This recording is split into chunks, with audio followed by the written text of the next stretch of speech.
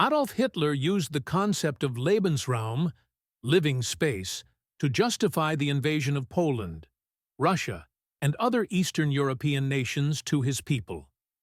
But one small chapter in Hitler's drive for new land is often overlooked: how the Third Reich's hunger for margarine led to a secret expedition to Antarctica more than 85 years ago.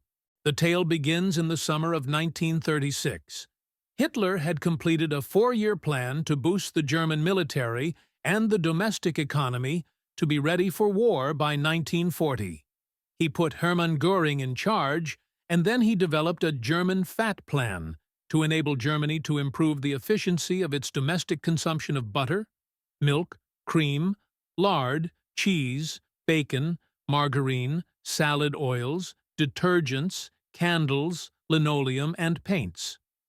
The idea was to find substitutes for these oil and fat-based products in case imported sources were cut off. At the time, whale oil was one of the main ingredients for margarine, and Germans ate a lot of margarine. To prepare for war, they needed whale oil, says Cornelia Ludica, professor of the history of science at Hamburg University, and co-author of the 2012 book The Third Reich in Antarctica. The German Antarctic Expedition 1938–39 with Colin Summerhays. They had to buy whale oil from Norway before, and they didn't want to spend the currency on Norway. They wanted to produce whale oil by themselves.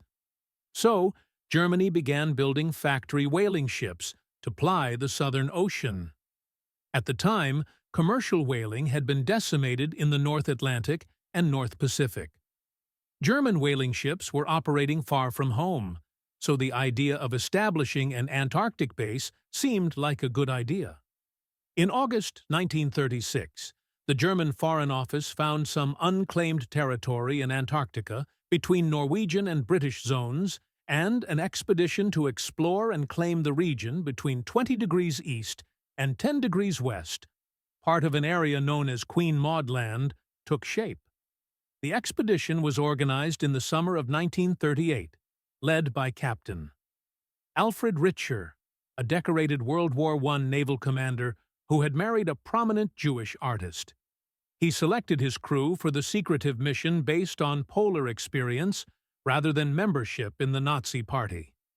After 3 months of repairs to turn the Schwabenland into an icebreaker, the captain sailed from Hamburg on December 17, 1938, with a crew of 82 scientists, officers, and enlisted men, as well as 2 Dornier flying boats perched on catapults.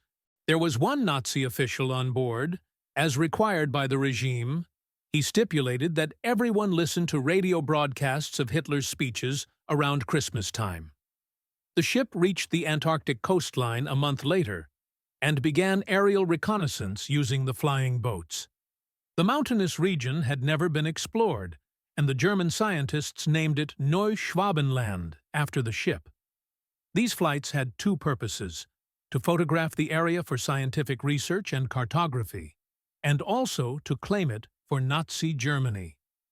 But things didn't always work out as planned. On one air flight, the crew was running low on fuel and was forced to throw out extra gear to lighten the aircraft weight. That included boxes of the tiny metal swastikas, which were supposed to be dropped across that part of Antarctica to cement the Nazi territorial claim. Those little swastikas were never recovered.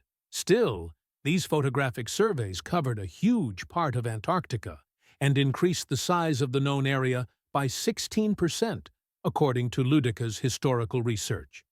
The surveys covered more territory than the German homeland at the time. The Schwabenland expedition didn't last long. They completed their work and began the long trip home on February 5, 1939. On the way home, the ship conducted scans of the seafloor along the Atlantic Ocean.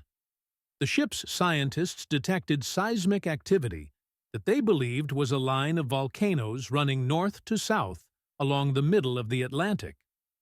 Decades later, this line of volcanoes was found to be the Mid-Atlantic Ridge, a region where 2 of the Earth's tectonic plates are pulling apart and forming new sections of the seafloor. Much of the expedition's science was either lost during the war or kept under wraps until it was finally published in 1958. Although tales of secret Nazi bases or lost Antarctic colonies still populate the internet and make good TV fodder, there's no evidence that Hitler had any further interest in the frozen continent after this expedition returned.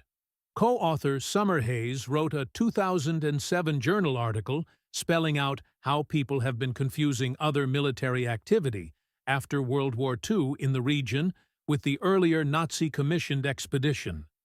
Germany would not set up its first permanent station in Antarctica until 1981. If you found this video valuable, don't hesitate to hit like button and subscribe to our channel.